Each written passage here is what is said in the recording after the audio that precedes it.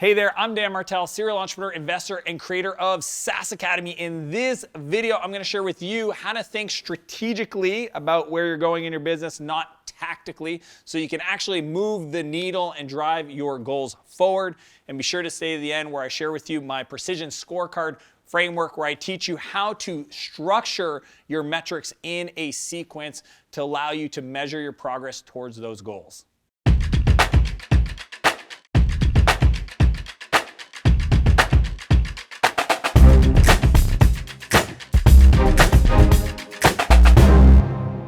So it's been said that strategy is doing the right things and tactics is doing things right. Now think about that. Essentially, it's doing the right things it's strategically what do we need to do in what order to get an outcome. And then once we know what we need to do, then it's making sure those things are done at the right level. That's why this show is called the Growth Stacking Show. I believe that right time equals right action. And to do things right, if you want to be successful, you need to sequence things in the right order. So what I'm going to share with you is how I've been over the years, even from my first company at 17 to eventually Spheric Technologies that really was the one that succeeded. I grew to 150% year over year for 4 years, eventually got acquired. Is where I figured out how to think strategically. Because to me, it's easy to make a list of things we know we got to do, but really mapping that and understanding how those things connect and overlap and making sure we understand what we need to do this week, next month, or next quarter is how we're going to get results in your business. So here are the steps to thinking strategically in your business. Number one, begin with the end in mind. Now, Stephen Covey said this, that we need to go all the way to the end to understand what it looks like. But to do that, we need to go all the way to the end of 25 years, 10 years, 3 years, and 1 year. So to me, it is tough for anybody. It doesn't matter what kind of goal you want to set, personal or professional. To think strategically, I need to understand what your vision for your life looks like. I need to understand where you want to bring your business, not in the short term, but in the medium, long term, and in the future, 25 years, because understanding that will give us a clear direction of decisions we make today and in what order to make sure that we're on the mark. So the first thing we need to do is begin with the end in mind. Number two, list out the strategies. Once we know where we're going, let's say we have a clear understanding of the next 12 months from a revenue point of view, from a market, the products we want to sell into the market, then we need to list out the strategies that we want to execute, and we can just make a dump. We can just say, okay, here's our goal. What are all the possible things that we could do to achieve that goal? We just make the list, okay? That is it. We just want to dump, because I really believe one of the biggest challenges people make is they don't separate the ideation part from the prioritization step. Okay, when we're ideating, when we're being creative, we just want to make a dump. And this is where it's great to have a team. If you have a mentor, because a lot of people are like, well, I don't have anybody that can give me these strategies. I don't even know how I would grow my business. That's where advisors and mentors and doing a lot of internet Google searching. The challenge with that is that there's a lot of information, there's no insights. So ideally, find yourself a mentor. Somebody's been there before, and I have a video on that you can find to understand how to approach them and the things to ask them. But at a minimum, advisors, people in the industry, they can give you some thoughts as to people in your market at your stage. What are the things that they did in the year 1 or 2, depending on where you're at, to actually move the needle and get the growth that you want to achieve over the next year.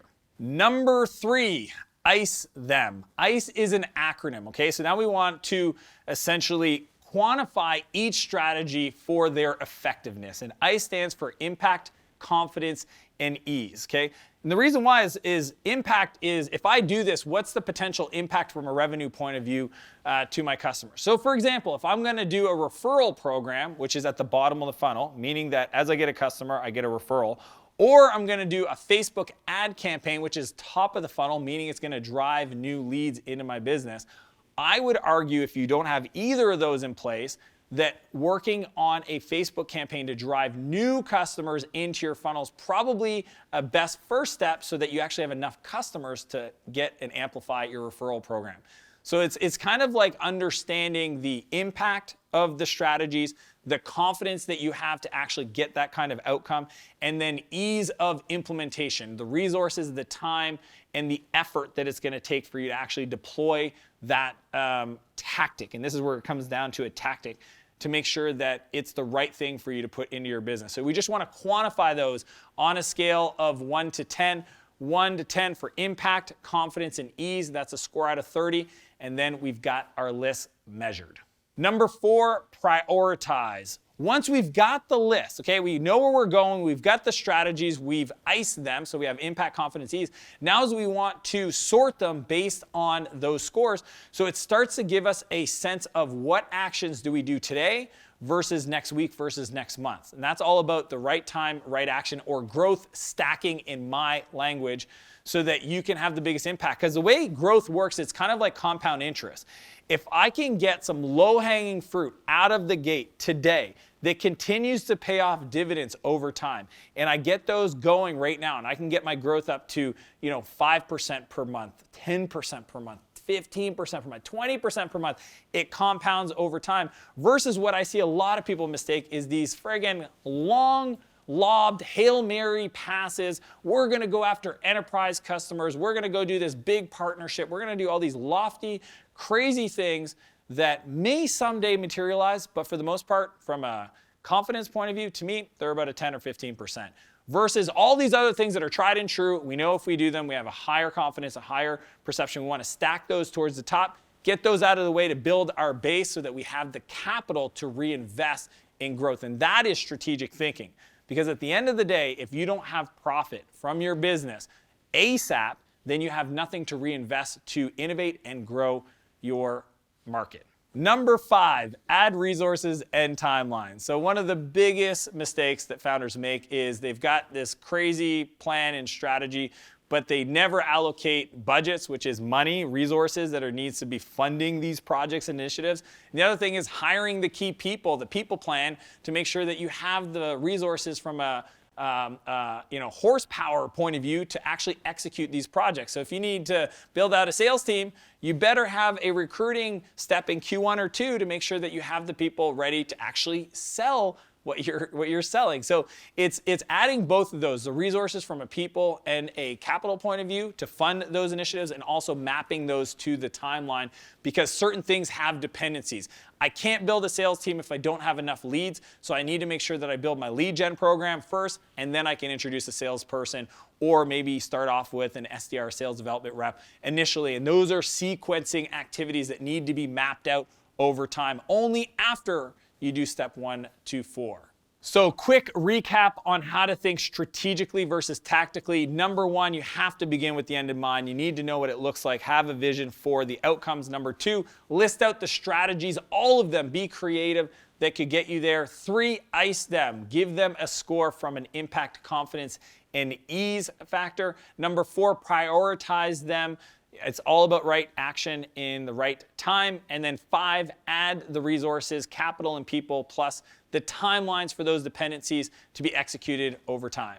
So if you implement those 5 steps, you'll be thinking even more strategically in your business. As I mentioned at the beginning of this video, I want to share a really incredible resource called the Precision Scorecard. It's a framework I created for not only managing my companies and all the investments that I've made over the years, but every one of my coaching clients deploy this into their team so that they can monitor their strategic thinking and activities over a quarter, a monthly, and a weekly basis. Yes, measuring on a weekly basis for all the different metrics. In that template, I give you the different metrics and data points that you should be measuring in your business for companies that are less than $1 million in revenue and others that are $1 million plus. So you can click the link below to download your copy of the Precision Scorecard. And if you like this video, smash that like button, subscribe to my channel, and if there's anybody that you care about that you think this video could serve, feel free to share it with them directly. As per usual, I want to challenge you to live a bigger life and a bigger business, and I'll see you next Monday. You know you got a strategy.